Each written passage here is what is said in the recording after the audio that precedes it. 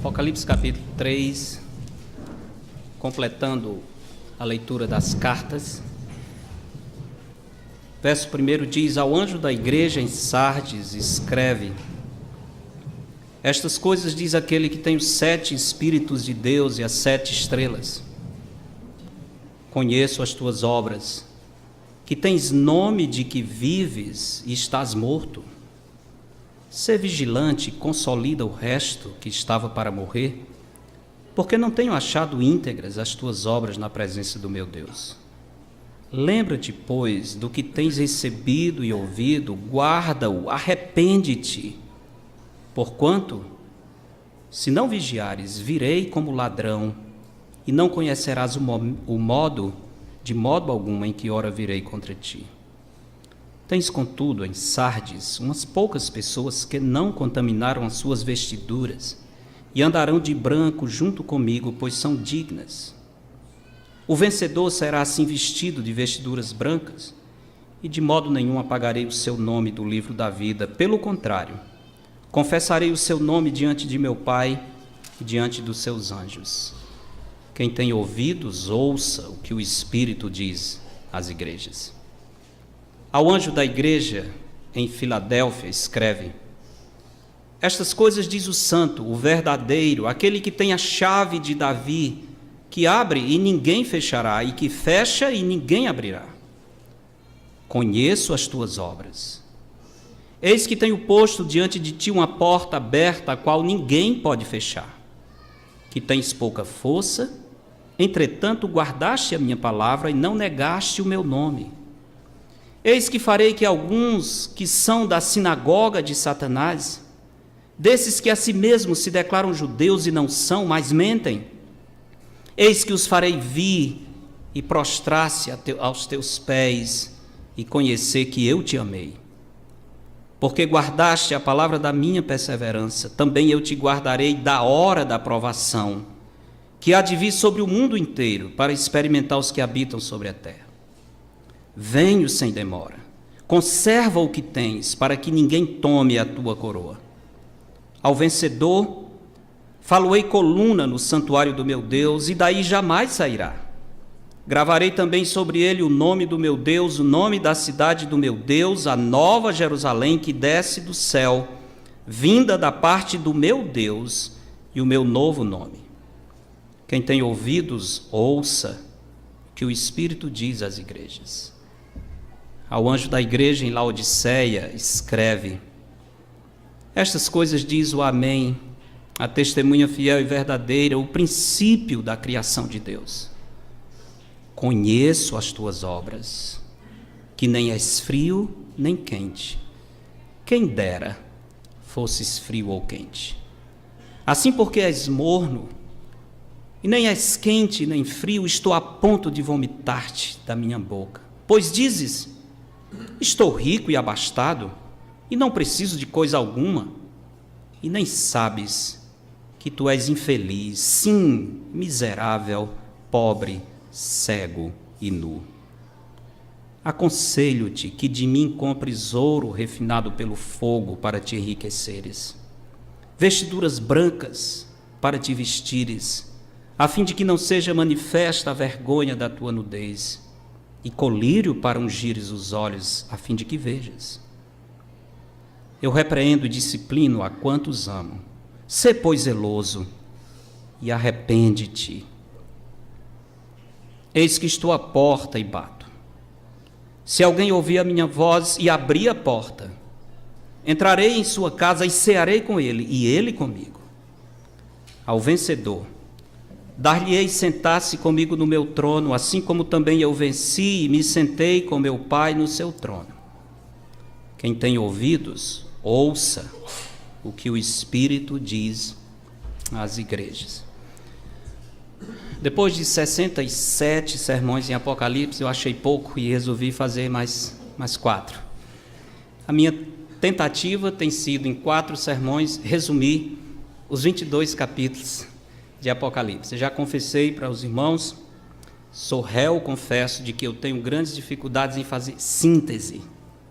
Eu sou péssimo de síntese, não sei se sou bom de análise, mas de síntese eu sei que eu sou muito ruim. Tenho a tendência de ser prolixo, de não querer deixar pular nenhum versículo, nenhuma palavra. E se eu for fazer isso, de novo, irmãos, vão ser mais 67 sermões e Cristo volta e nós não terminamos o Apocalipse nunca. Mas vou tentar. Já me arrisquei no capítulo 1, primeira parte. Estou tentando resumir esse livro em 4 sermões, dando o título geral para o livro: A Igreja Preparada para Resistir aos Ataques do Mundo. Primeiro sermão, baseado em Apocalipse 1, o título foi Enxergando Além do Mundo, as Coisas que Vistes. Sermão 2, que é esse, Apocalipse 2 e 3, Enfrentando os Perigos do Mundo. Sermão 3, se Cristo não voltar, próximo domingo, Apocalipse 4 a 18. Só Deus sabe se eu vou conseguir. Relembrando o destino do mundo. Relembrando o destino do mundo. E o sermão 4, Apocalipse 19 a 22, Alcançando vitória sobre o mundo. Então são esses 4 títulos, tentando resumir a incrível, maravilhosa mensagem do livro de Apocalipse. Os irmãos aqui já sabem que há 3 anos atrás, Deus nos mostrou já ao longo desse tempo que o livro de Apocalipse não é enigmático, não é difícil, não é uma revelação reservada para os experts, para os que têm se aprofundado em teologia cristã. Se assim fosse, as bênçãos do livro seriam reservadas para poucos. O livro de Apocalipse foi escrito para revelar Jesus Cristo, para nos fazer admirar a glória do Senhor, para saber que Ele está no seu trono, que Ele continua escrevendo a história das nações e a nossa história particular, e que todas as coisas vão terminar como Ele decidiu desde a eternidade passada, Ele reinando para sempre, julgando os seus inimigos eternamente, a um lugar de tristeza e dor e sofrimento, e dando deleite eterno ao seu povo para sempre na Nova Jerusalém. Essa é a mensagem vibrante, incrível, encorajadora do livro de Apocalipse. Mas o livro foi escrito para igrejas como a nossa, 7 igrejas da Ásia. O livro tem um aspecto histórico bem definido, aquelas igrejas plantadas, algumas plantadas por Paulo a partir mais ou menos do ano 53 depois de Cristo, quando as viagens missionárias de Paulo começam a acontecer. Na segunda viagem, Paulo passa na Ásia Menor, mas na terceira viagem é quando ele se detém em Éfeso, cerca de 3 anos, e ali ele diz que a palavra de Deus alcançou todos os habitantes da Ásia. Dali nasceram várias igrejas de Cristo em um tempo difícil. Igrejas que desde o nascimento tiveram que enfrentar os perigos do mundo. E essas cartas nos ajudam a entender como podemos enfrentar os perigos do mundo sem sermos laçados pelo mundo. Embora muitos estudem Apocalipse com o método errado e com o propósito errado, o fato é que esse livro tem um valor espiritual indescritível para a Igreja de Cristo em todas as épocas. Como mencionei no sermão passado, que já tem algumas semanas, a época da escrita de Apocalipse, a perseguição por parte do Império Romano já havia começado. Lembremos que ao escrever Apocalipse, João está exilado na ilha de Patmos, uma ilha que servia como uma espécie de prisão no mar Mediterrâneo, e ele está na ilha de Patmos por causa do testemunho de Deus e da palavra do Senhor, por ser um apóstolo de Cristo, um mensageiro da verdade.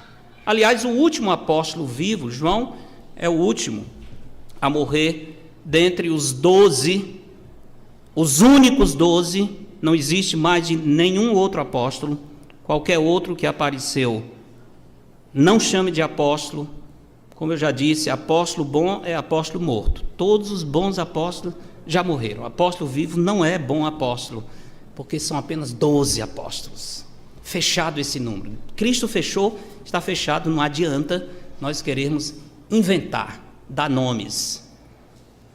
O mundo é cheio de invenção. Existem apóstolos, existe uma nova categoria de um sujeito criativo e mundano que se denomina pai apóstolo, ele já está acima dos apóstolos, e recente ele se classificou como arcanjo. Parece que ele vai já chegar no trono de Deus e ele vai pedir o Senhor para sair, e ele vai sentar no trono do Senhor.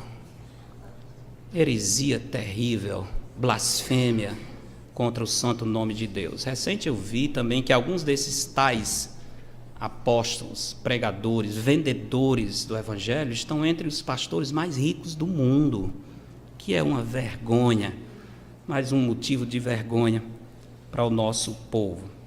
Mas ao mesmo tempo, irmãos, em que esses homens enganam o povo, as pessoas gostam do engano. As pessoas escutam porque estão fazendo um bom negócio, porque estão atrás do céu na terra, e esses homens oferecem o céu na terra. Se eles oferecessem a verdade, eles não teriam milhares de pessoas enchendo os seus bolsos. Então, tanto eles como seus seguidores estão no mesmo barco. Creio que os irmãos irão concordar comigo que o mundo está cada vez pior. Não somente isso, não existe a menor indicação de que o mundo vai melhorar. Não encontro uma descrição melhor para a nossa sociedade do que aquela que o profeta Isaías fez da nação de Israel no seu tempo, quando no capítulo 1 ele disse: desde a planta do pé até a cabeça não há nele coisa sã, senão feridas, contusões e chagas inflamadas, umas e outras não espremidas, nem atadas, nem amolecidas com óleo. Descrição horrível do povo de Israel, mas como casa bem com a situação do nosso mundo. Quando os servos de Deus param para considerar o estado do nosso mundo, nós devemos, ou pelo menos deveríamos, ter a mesma sensação que o justo Ló tinha quando habitava na pervertida cidade de Sodoma.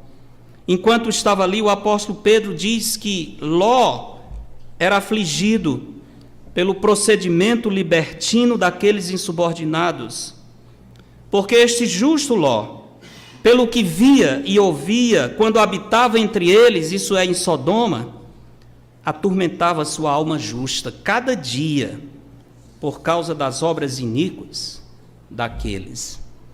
Não sei se o seu coração está afligido como o de Ló, quando esteve entre os pervertidos habitantes de Sodoma, mas se não está, alguma coisa está errada. Deveria estar afligido.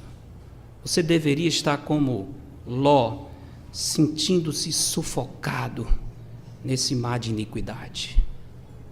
Não tem como estar à vontade no mundo em que nós vivemos. Eu digo mais, irmãos, às vezes não dá para ficar à vontade nem no meio daqueles chamados servos de Cristo e de algumas ditas igrejas de Cristo. A situação é desesperadora.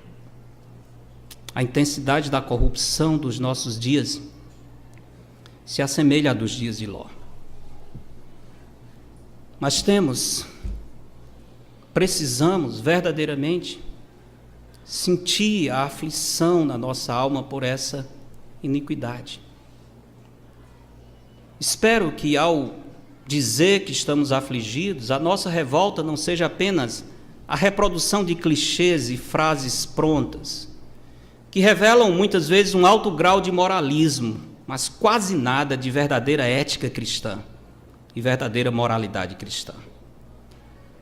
Ao falar sobre isso, preciso dizer aos amados irmãos que mais do que a corrupção do mundo, assusta-me a degeneração da igreja de Jesus Cristo. Não precisamos sair do círculo cristão para nos depararmos com os mesmos valores vazios do mundo. O povo de Deus abraçou os valores desse mundo mau. Basta observar a vida real ou o universo virtual onde os nossos irmãos circulam para ver que nós apenas mudamos os nomes, mas os pecados são os mesmos. A ostentação, nós chamamos de conquista. A cobiça, nós chamamos de foco. O materialismo é prêmio. A sensualidade é beleza. Confesso aos irmãos que muitas vezes chego a ficar perplexo quando comparo a voz com a vida da igreja. Parece que são duas pessoas em uma só. E às vezes eu tenho a sensação de Isaac, o velho Isaac, pai de Esaú e Jacó. Seus últimos momentos, quando ele está sendo enganado por Jacó, está tentando usurpar a bênção que o pai queria dar a Esaú, mas não podia, porque antes dos dois nascerem, Deus já tinha dito que seria do mais novo. É uma confusão só naquela família. Não existe família perfeita na Bíblia. Mas Isaac já não enxerga, Jacó chega com a caça rapidamente, ele não está enxergando, mas não está doido. Ele nota que alguma coisa parece que não bate. Como é que o filho encontrou a caça tão rápido? E ele faz algumas perguntas para Jacó, pensando que é Esaú, tentando checar como foi isso, e Deus me abençoou e tal, aquela enrolação completa. E o pai, ainda não conformado, resolve fazer o último teste. Ele diz: meu filho, vem aqui para eu lhe abraçar e apalpar, para ver se é mesmo meu filho Esaú. Diz que tinha uma pulga atrás da orelha do pai. Mas ele tinha colocado a pele do animal. Esaú era um homem peludo, Jacó era um homem liso. Tinha a cara lisa também nesse momento. Se aproxima do pai, o pai apalpa e diz: os braços são de Esaú, mas a voz é de Jacó. Tem uma coisa estranha aqui, não estou entendendo bem. Apalpando parece que é Esaú, mas essa voz não me engana, é a voz de Jacó. Irmãos, quando Deus ouve a sua voz, que voz ele escuta?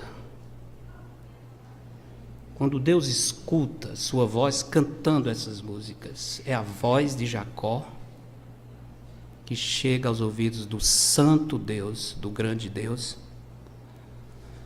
As cartas às igrejas da Ásia revelam que a luta contra a impiedade é uma batalha que segue a igreja em todos os tempos, desde o seu nascimento. As igrejas da Ásia eram bem recentes, estavam na segunda geração apenas, e já estão sofrendo ataques por meio de falsos mestres, de estratégias malignas que tentam corromper a igreja de Cristo. Graças a Deus, o apóstolo Paulo nos dá um pouco de alívio quando ele diz: tudo quanto outrora foi escrito para o nosso ensino foi escrito, a fim de que, pela paciência e pela consolação das Escrituras, tenhamos esperança. Quando voltamos à Escritura, a gente consegue respirar um pouco, e a esperança não se esvai, como nós cantamos há pouco. Apocalipse capítulo 2 e 3 nos ajuda a ter esperança nesse tempo tenebroso. Um bom resumo do ensino das 7 cartas seria o seguinte: o conhecimento de Cristo é o remédio que livra a igreja das armadilhas do mundo. Conhecimento de Cristo é o remédio que livra a igreja das armadilhas do mundo. Se eu conseguir nessa frase resumir as 7 cartas, eu fiz uma enorme proeza, com a minha dificuldade de síntese. Mas se não resumir bem, chega perto. O conhecimento de Cristo é o remédio que livra a igreja das armadilhas do mundo. O que o Senhor revela sobre si mesmo nessas cartas, que pode nos ajudar a ficar livres das armadilhas do mundo? Há muitas verdades aqui. Mas para não acontecer, para eu não realizar o meu sonho hoje, os irmãos sabem que eu tenho um grande sonho, os mais velhos na igreja sabem, é de pregar um dia até meia-noite, como Paulo, lá quando estava se despedindo dos presbíteros. Eita, será que vai ser hoje? Não vai ser hoje, fique tranquilo, não será. Bem que podia ser, porque são 2 capítulos importantes. Paulo pregou até depois da meia-noite. O grande problema foi que tinha um irmão que dormiu no culto, não foi? Eutico. não somente dormiu, ele caiu enquanto estava dormindo.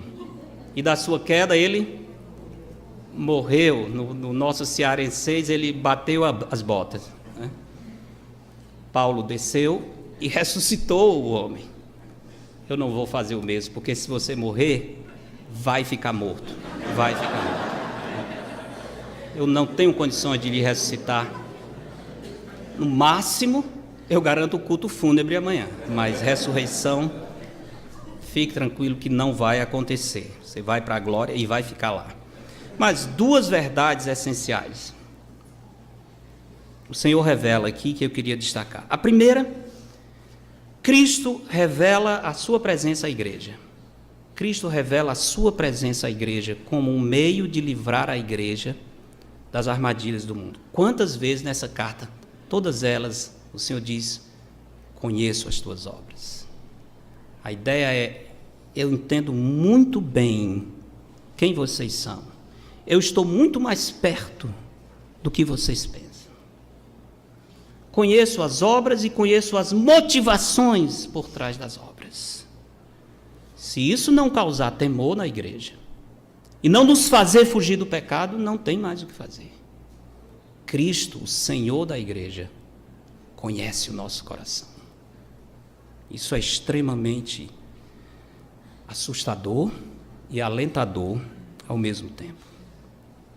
Muita gente participa da igreja de Cristo, mas não teme a Cristo, teme aos homens. São pessoas que vivem armando ciladas. Para quê? Para se manter na comunhão do povo de Deus. Isso é típico de quem vive preocupado com os olhos humanos. Salomão diz, Provérbios, fantástico, para cada situação da vida existe um provérbio, ele diz: quem teme ao homem arma ciladas, mas o que confia no Senhor está seguro. Crentes ou supostos crentes que temem aos homens, eles precisam viver armando ciladas. Eles têm que se defender perante os homens. Eles têm que aparentar santidade aos olhos dos homens. Como não vem do coração, a saída é armar ciladas. A saída é fazer de conta que tem santidade no coração, quando não existe. As 7 cartas estão repletas de informações sobre a presença de Cristo na sua igreja. Por exemplo, nessas cartas, o Senhor nos ensina que mantém uma ligação estreita com os pastores e as suas respectivas igrejas.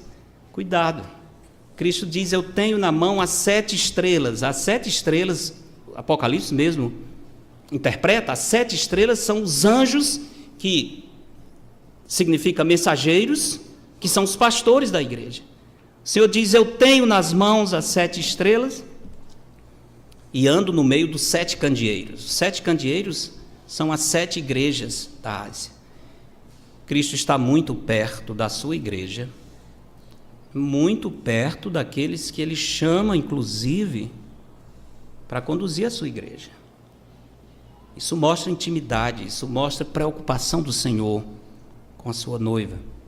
Essas cartas nos ensinam que Cristo conhece perfeitamente a igreja. Por exemplo, o Senhor diz que conhece as obras de cada igreja. Capítulo 2, verso 2. Em carta a Éfeso, conheço o quê? As tuas obras. Capítulo 19, nessa mesma carta, a carta à igreja em Tiatira. Desculpe, verso 19, falei capítulo, não foi? Verso 19 do capítulo 2, na carta à igreja em Tiatira, diz o quê? Conheço as tuas obras. Verso 1 do capítulo 3, carta à igreja em Sardes. Estas coisas diz aquele que tem os 7 Espíritos de Deus e as 7 estrelas. Conheço as tuas obras, que tens nome de que vives e está morto. Impressionante isso. O Senhor diz: eu conheço tanto vocês, que vocês têm aparência de vida, mas estão mortos, e eu sei disso. Os olhos humanos não captam o coração, mas eu sei. É uma aparência externa de vida, mas por dentro é oco. Não há novo nascimento. É uma beleza espiritual hipócrita. Verso 8, capítulo 3, carta à igreja em Filadélfia. Conheço as tuas obras. Verso 15, esse mesmo capítulo, carta à igreja em Laodiceia. Conheço as tuas obras, que nem és frio nem quente. O Senhor conhece muito bem a sua igreja. Conhece muito bem os membros, ou os que se dizem membros da sua igreja. Mas o Senhor conhece também os perigos e lutas da sua igreja. Veja no capítulo 2, verso 9, uma carta pequena à igreja de Esmirna. As igrejas, as 7 igrejas, em geral, recebem uma repreensão do Senhor. 2 apenas não recebem, Esmirna e Filadélfia. São a exceção. O Senhor diz para a igreja de Esmirna, no verso 9, não só conhece as obras, mas conheço a tua tribulação, a tua pobreza, aos olhos dos homens, mas aos olhos de Deus, tu és rico. Conheço a blasfêmia dos que a si mesmos se declaram judeus e não são, sendo antes sinagoga de Satanás. Já pensou nisso? 2 vezes nessas cartas aparece esse título de sinagoga de Satanás. Era uma espécie de ajuntamento de judeus desse período, completamente avessos ao cristianismo, e que ficavam insuflando o Império Romano, o governo romano, contra os cristãos. Eles se chamavam sinagoga de Satanás. Não escondiam seus propósitos. Eles conheciam as coisas profundas de Satanás. E o pior é que alguns desses estavam infiltrados dentro das igrejas. Imagina que perigo isso. Mas o Senhor conhece as lutas e conhece muito bem os perigos que rondam a sua igreja. Veja o verso 3 do capítulo 2, na carta a Pérgamo. Conheço o lugar em que habitas, onde está o trono de Satanás. Isso é terrível, assustador. Havia um grande altar nessa cidade chamado trono de Satanás. Aliás, Hitler reproduziu esse altar na Alemanha muito tempo depois. Através de seus estudos históricos, ele fez uma réplica do grande altar de Pérgamo, que era chamado o trono de Satanás. Hitler era um adorador de Satanás, nós sabemos disso. O Senhor conhece bem os perigos que a sua igreja sofre. Irmãos, não é fácil ser parte da igreja de Cristo, vocês sabem disso. Se não é fácil ser parte da igreja de Cristo, imagine ser pastor da igreja de Cristo. Tenham peninha de mim. Mas é tão confortante saber que a igreja pertence ao Senhor. Saber que Ele conhece os que são seus. Saber que talvez tenhamos que lutar com essa mistura de joio e trigo até a consumação dos séculos. Mas vai chegar um dia, vai chegar esse dia em que o Senhor separará trigo e joio. Ajuntará o joio no celeiro e o trigo será lançado para queimar em fogo inextinguível. É bom saber disso. É bom entregar a igreja nas mãos do Senhor. É bom saber que a verdadeira igreja de Cristo vai vencer. A verdadeira igreja de Cristo jamais será derrotada. O Senhor conhece as motivações da sua igreja. A carta à igreja de Éfeso é uma carta bem conhecida, é a primeira. Também Éfeso é a maior cidade de todas essas. E pela posição geográfica, Éfeso tinha o maior porto da Ásia Menor. De fato, era a capital. Em Éfeso havia festivais culturais imensos que só eram superados pelo que acontecia em Atenas. Em Éfeso havia o grande templo da deusa Ártemis dos gregos. Aliás, até hoje existem as ruínas de Éfeso. Não quero fazer inveja dos irmãos não, mas eu tive lá. O Timóteo também teve, está aqui, tem mais um para fazer inveja. A irmã Fátima. Ixi, tem muita gente que já foi lá, então acabou a graça. Mas estão lá as ruínas. O maior sítio arqueológico a céu aberto é da cidade de Éfeso. Impressionante o teatro, aquele teatro que Demétrios, o ourives, levou toda a cidade e ficou por horas gritando: grande a Diana dos Efésios, grande, lembra disso? A cidade toda gritando. Está lá, um anfiteatro, 25 mil pessoas cabiam sentadas ali. O mercado, onde Paulo pregava, onde causou uma confusão, porque à medida em que o povo ia aceitando o evangelho, os nichos, as lembrancinhas, as fitas da sorte, os desenhos de Diana, as estátuas, não eram mais vendidas. E aqueles que lucravam com a idolatria começaram a perder o lucro, porque o evangelho estava libertando a população de Éfeso e de toda a Ásia. Por isso eles resolveram criar uma revolta e matar o apóstolo Paulo, para ver se matava o avanço do evangelho. Imagina isso. O sangue dos mártires, dizia o historiador, é a semente da igreja. A igreja de Cristo nunca morreu e nunca vai morrer por perseguição física. Durante 60 anos, na China, quando Mao Tse-tung estabeleceu a lei de ferro, proibiu qualquer expressão religiosa, dizem que havia talvez 30 milhões de cristãos nesse período. Quando passou o tempo mais cruel, havia 100 milhões de cristãos na China. E ainda continua crescendo. Coitado, Mao Tse-tung. Foi o maior missionário do mundo sem querer, né? Pela perseguição que ele trouxe à igreja de Cristo. Subiu de 30 milhões para 100 milhões. Foi assim na Rússia também. Quando caiu a chamada cortina de ferro, alguns de vocês conhecem aquele missionário Robert Provost, que esteve conosco algumas vezes aqui, o filho também teve. Ele foi um dos que foi enviado lá da igreja em Los Angeles para passear. Ele falava russo, porque na época da Guerra Fria ele tinha aprendido o russo, trabalhando no exército americano, para interceptar as mensagens que vinham da Rússia. Então, como ele sabia russo e era um salvo em Cristo, a igreja disse: vá na Rússia ver o que sobrou da igreja depois desse período de perseguição. E para surpresa dele, a igreja tinha crescido, estava cada vez mais forte. Pessoas estavam entregando as suas vidas ao Senhor. Perseguição física, fome, prisão, cadeia, não destrói a igreja do Senhor. Agora, o inimigo infiltrado dentro da igreja, aqueles que se tornam agentes de corrupção e malícia, aqueles que desprezam a santidade da comunhão dos santos, esses causam um grande estrago à igreja do Senhor.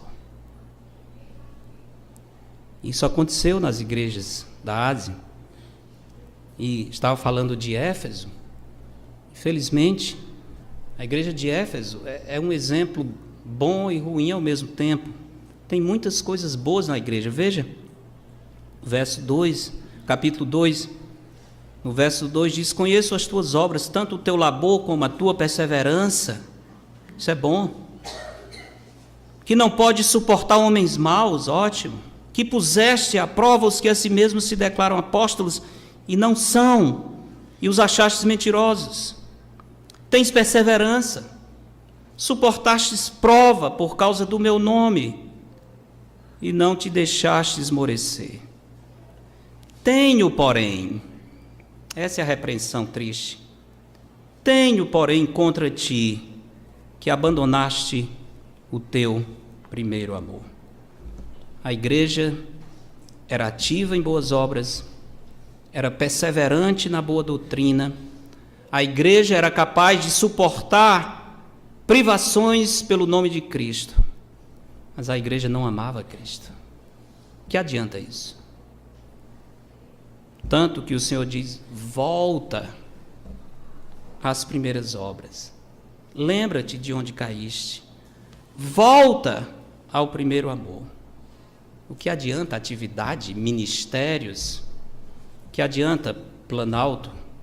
um grande banquete, tanto serviço, missionários pelo mundo, cultos alegres, se não vem de um coração que ama o Senhor, se não vem de um coração que tem afeição por Cristo. Nós não estamos representando nada, nós temos que amar o Senhor de todo o nosso coração. Cristo não quer só as nossas mãos, Ele quer acima de tudo o nosso coração. Lembremos disso. O Senhor conhece a sua igreja. Será que servimos a Cristo movidos simplesmente pela tradição, ou pior ainda, pela exibição? Somos uma igreja com grandes atividades, muitos ministérios, mas será que servimos porque estamos movidos por amor a Cristo? Se não for por amor, nós estamos sendo aprovados pelos homens, mas reprovados pelo Senhor, e isso é o que conta, meus irmãos. Ou seja, à medida que entendemos a presença poderosa de Cristo, a sua força e a sua glória perto da igreja, nós devemos crescer em respeito pela comunhão dos santos. Cada vez que lembrarmos que somos parte da igreja de Cristo, devemos dizer como Jacó: quão temível é este lugar, é a casa de Deus, a porta dos céus. É bom ser da igreja, mas é perigoso ao mesmo tempo se nós não somos realmente. De posse desse medo e pavor, procuraremos viver de maneira digna do Senhor para o seu inteiro agrado. Ou seja, não nos deixaremos dominar pelos apelos do mundo. Saber que o Senhor está intimamente ligado à sua igreja não deveria produzir em nós temor e tremor, ao mesmo tempo em que produz alegria e paz? Por exemplo, uma cilada que o mundo tem lançado sobre a igreja de Cristo, e muitos têm caído nessa cilada, é a ideia de que a igreja está bem se tiver uma multidão na igreja. Quanto mais gente estiver chegando à igreja, quanto mais as multidões tiverem, se puder ter um prédio para 30 mil pessoas, ótimo, isso significa que a igreja está bem. Quem disse? Quem disse que multidões são termômetros de uma igreja que ama o Senhor? Pessoas se admiram porque em determinadas congregações tem tantas pessoas. Eu não me admiro, não. E eu, se tivesse o coração de alguns deles, eu teria 30 mil também. Dê o que o povo quer e você vai ter gente lhe seguindo. Dê a verdade e você terá apenas lhe seguindo os que amam a Cristo. Nós não estamos atrás de multidão, não devemos ficar encantados com o apelo de números, nós não vivemos de marketing, nós não temos uma mercadoria que nós barateamos para o cliente receber. Não, nós pregamos o Evangelho de Cristo, a mais preciosa e poderosa verdade, que vai alcançar o coração dos escolhidos de Deus, sem medo de errar. Esse é o nosso ministério, esse deve ser o seu ministério. Saber que Cristo está presente é melhor do que uma multidão na igreja, concordam? Se reconhecemos que Cristo está presente, mesmo com o número de 2 ou 3, em Mateus 18 ele disse: onde tiver 2 ou 3 reunidos em meu nome, aí eu estou no meio deles. 2 ou 3.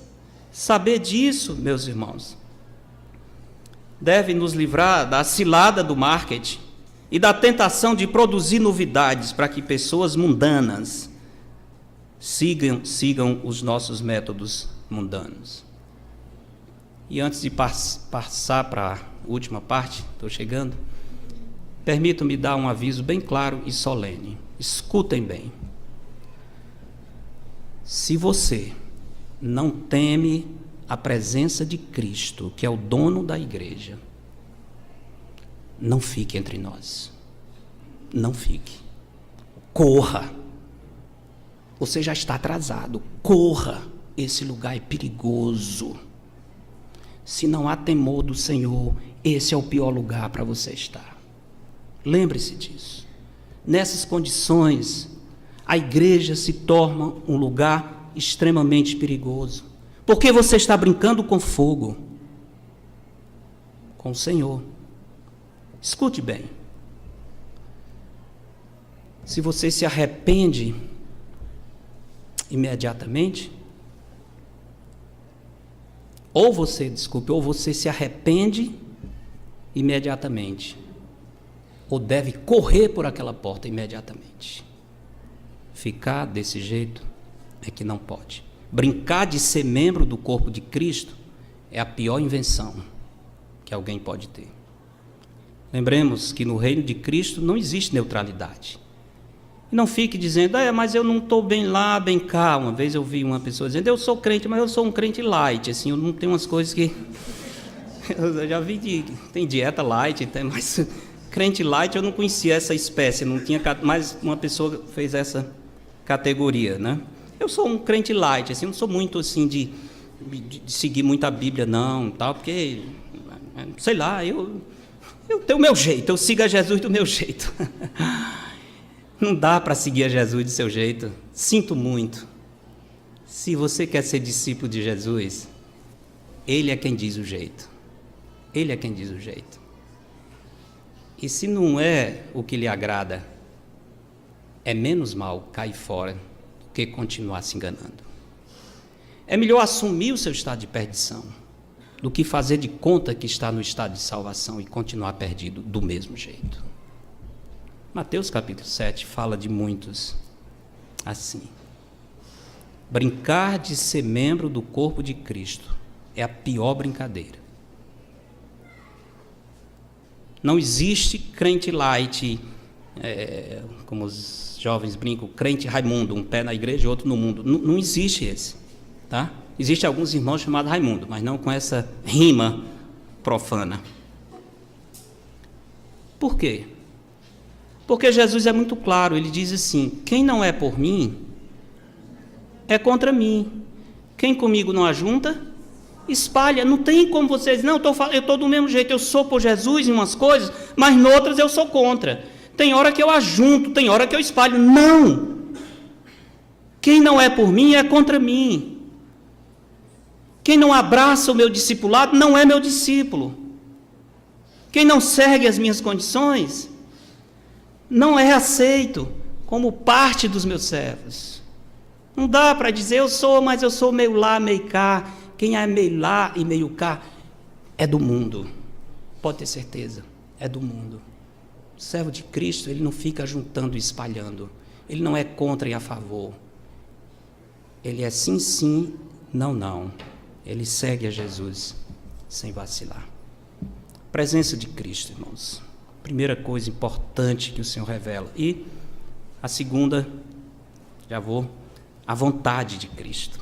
A vontade de Cristo.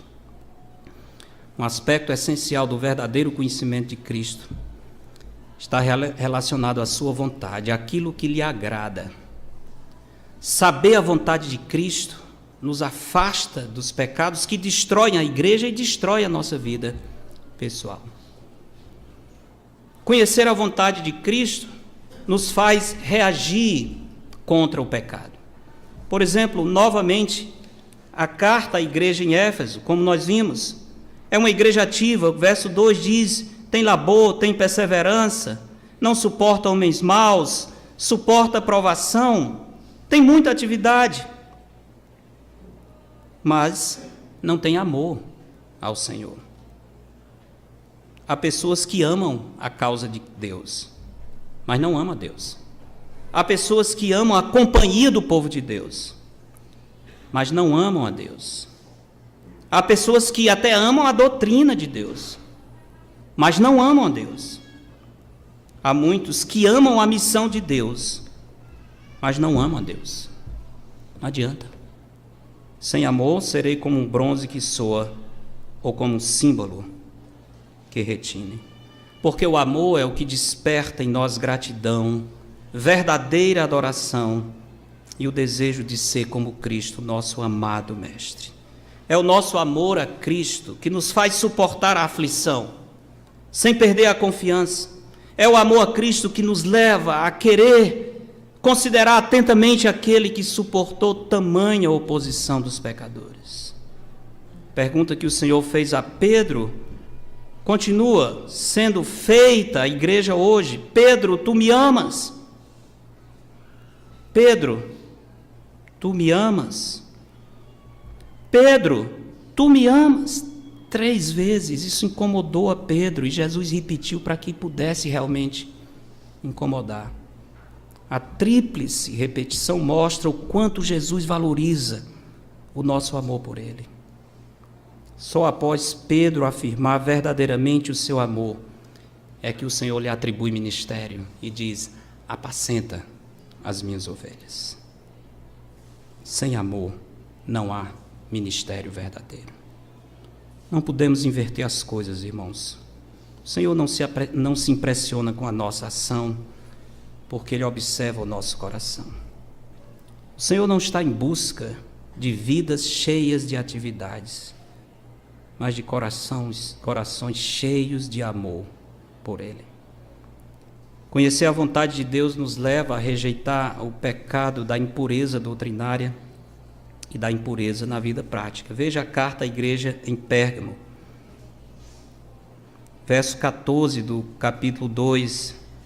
O Senhor diz: tenho, todavia, contra ti algumas coisas, pois que tens aí os que sustentam a doutrina de Balaão. Lembram a história de Balaão no Antigo Testamento?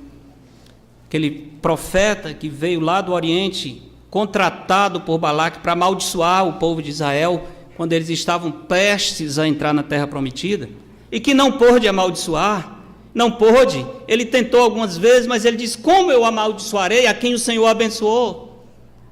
Contra esse povo não cabe encantamento. Não adianta tentar maldição, adivinhação, horóscopo, baralho, o que for. Não! Esse povo tem uma proteção especial, a maldição não alcança eles. Balaque não conseguiu amaldiçoar o povo. O Balaão não conseguiu. Mas ele teve uma ideia maligna que funcionou bem. Ele induziu o Balaque a começar a mudar os conceitos do povo de Israel. Primeiro, convidando-o para participar das festas pagãs aos deuses falsos. E à medida em que o povo se aproximava dos falsos deuses, também se aproximava da prostituição, que fazia parte desse culto. Muda a cabeça e depois muda-se a ação. É sempre assim. Muda-se a doutrina e a prática de vida também muda. Quando uma vida está mergulhada em pecado, a doutrina verdadeira não está agindo no seu coração. Pode ter certeza. Você pode ter a doutrina na mente, mas ela não está dirigindo a sua vida. Quando nós conhecemos a vontade do Senhor, nós zelamos pela verdadeira doutrina. Nós temos discernimento para não ser tolerantes com o pecado. Nós percebemos o perigo antes de cair no abismo. Quando conhecemos a vontade do Senhor, nós rejeitamos a hipocrisia. Igreja de Sardes, capítulo 3. Verso 2, no final, diz: conheço as tuas obras, que tens nome de que vives e estás morto. Sê vigilante, consolida o resto que estava para morrer, porque não tenho achado íntegras as tuas obras na presença do meu Deus. Lembra-te, pois, do que tens recebido e ouvido, guarda-o e arrepende-te. Se não vigiares, virei como ladrão e não conhecerás de modo algum em que hora virei contra ti. Falando à igreja de Éfeso, o Senhor disse: arrepende-te, senão virei e removerei o teu candeeiro. A igreja de Éfeso não se arrependeu, a igreja de Pérgamo não se arrependeu, nenhuma dessas igrejas, inclusive as fiéis, com o tempo terminaram se comprometendo, e o Senhor removeu o candeeiro de todas elas. Hoje você volta nessa mesma região, na Ásia Menor, você conta nos dedos os cristãos que estão lá. Você vai a Éfeso, é uma tristeza, não existe nenhuma igreja cristã lá. Éfeso foi o grande centro do cristianismo na época de Paulo. A epístola de Paulo aos Efésios é a mais profunda das epístolas. Por quê? Porque eles receberam 3 anos discipulado do grande professor, o apóstolo Paulo. Por isso eles tinham condições de receber alimento sólido. Acabou-se a igreja de Éfeso, como acabou-se de Pérgamo, de Sardes, de Tiatira, de Filadélfia, todas essas. E hoje, o lugar que era o centro de irradiação missionária é um campo missionário duríssimo, porque foi conquistado pelo islamismo, que tomou conta de toda aquela região. O Senhor removeu o candeeiro, mas Ele avisou o que ia fazer. Ele avisou. As igrejas fizeram de conta que não estavam ouvindo. A igreja em Sardes recebeu a mesma repreensão por causa da sua hipocrisia. Irmãos, lembremos, nós não estamos impressionando os homens. Quem é que fica satisfeito em observar o nosso cristianismo de fachada? Que adianta ser aprovado pelos homens quando o Senhor está nos reprovando? Aliás, quem leu a leitura cronológica hoje, lemos um capítulo duro do Senhor denunciando a hipocrisia dos escribas e fariseus. Lembram? Mateus 23, o Senhor diz em certa altura: ai de vós, escribas e fariseus hipócritas, porque dais o dízimo da hortelã, do endro e do cominho, e tendes negligenciado os preceitos mais importantes da lei, a justiça, a misericórdia e a fé. Devíais, porém, fazer estas coisas, sem omitir aquelas. Guias cegos, que coais o mosquito e engolis o camelo. Ai de vós, escribas e fariseus hipócritas, porque limpais o exterior do copo e do prato, mas estes por dentro estão cheios de rapina e intemperança. Fariseu cego, limpa primeiro o interior do copo, para que também o seu exterior fique limpo. O Senhor abomina a hipocrisia. O Senhor abomina a falsidade. A igreja de Sardes era como um museu de história natural, onde você vê muitos animais empalhados, que parecem vivos, mas estão todos mortos. Essa era uma triste figura dessa igreja. Meus irmãos, se conhecemos a vontade de Deus, nós seremos livres do ativismo sem amor, da doutrina impura, da vida contaminada, do espírito de tolerância com o pecado e da hipocrisia. Se conhecemos a vontade do Senhor, nós voltaremos para Ele. Quero terminar com o capítulo 2, verso 5, quando o Senhor apela à igreja de Éfeso que se arrependa. Lembra-te, pois, de onde caíste. Lembra-te. Arrepende-te. Volta à prática das primeiras obras.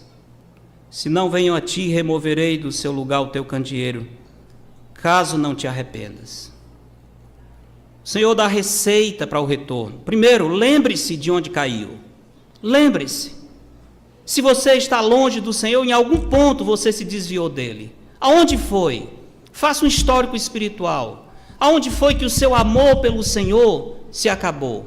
O que foi que aconteceu? O que causou essa frieza? Lembre-se. Force a memória. Volte na história e procure saber aonde foi o ponto em que a hipocrisia pegou o seu coração. E de lá para cá você continua assim. Depois, não somente lembra-te, arrepende-te, caia em si, rasgue o coração perante o Senhor, admita sua ingratidão, desprezo por aquele que deu a sua vida na cruz. Depois de lembrar e se arrepender, volte. 3 verbos claros: arrepende-te, lembra-te, arrepende-te e volta. Esse é o processo de restauração. Volte à prática das primeiras obras. Se reconhece que está errado, tome uma posição séria, encare o seu coração rebelde, assuma uma postura de verdadeiro servo do Senhor. Meus irmãos, se nós queremos ser dignos de honra, como membros desse corpo santo de Cristo que é a sua igreja, sigamos o conselho do autor aos Hebreus, que diz: considerai, pois, atentamente aquele que suportou tamanha oposição dos pecadores contra si mesmos, para que não vos fatigueis desmaiando em vossa alma. Considerai atentamente Cristo, nosso Senhor. Considerando atentamente a presença de Cristo e considerando atentamente a vontade de Cristo. Lembremos que é um enorme privilégio pertencer ao corpo de Cristo. É uma bênção que não tem preço ser parte da igreja do Senhor. E lembre-se que, sendo salvos pela graça, todos os prêmios que estão no final de cada uma dessas cartas, nós vamos receber, porque somos vencedores por aquele que nos amou. Deus nos abençoe, nos leve seguros à sua glória eterna. Amém. Queria terminar relembrando a igreja, um cântico que fala da igreja verdadeira.